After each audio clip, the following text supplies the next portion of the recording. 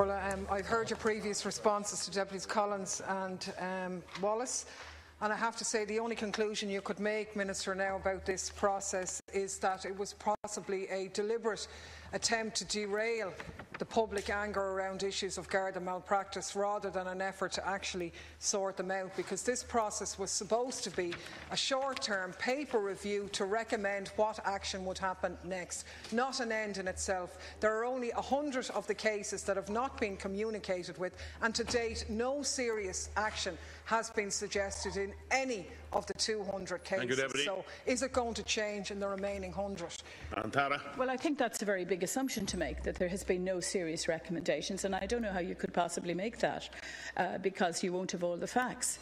The reality is that it's open to the independent group to make a recommendation, and the seriousness of the recommendation will be judged in the first instance by the complainants, who have put forward all of the information, and as I said, in over 200 cases have given extra information.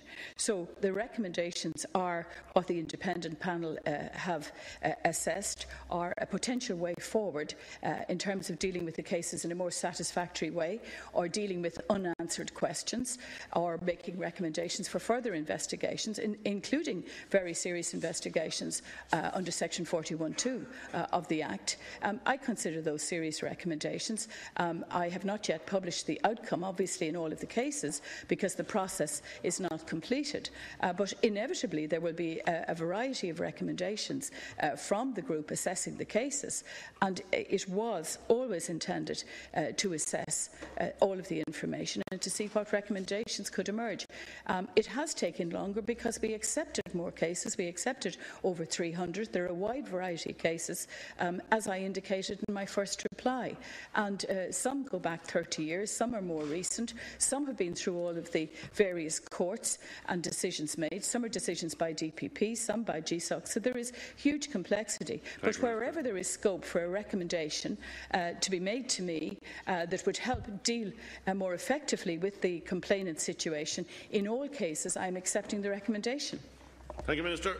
This issue isn't going to go away, Minister. I made the point that there were no serious recommendations in the context of people who made serious complaints about malpractice in the Gardaí, and the panel recommended a report from the Gardaí, not even a re-investigation, but after 18 months that the Gardaí would issue a report. I'm thinking about cases like the murder of Baiba Salute, which is reaching its 9th anniversary next month, where one of the guards who were involved in that complaint made repeated requests to the review mechanism to furnish them with corroborative evidence to support his contention that this young woman, mother, would not have been murdered if the Gardaí had acted appropriately, joined the dots in the previous crimes committed against her and indeed against her solicitor, John Hennessy. Very serious allegations, well substantiated. The panel didn't even ask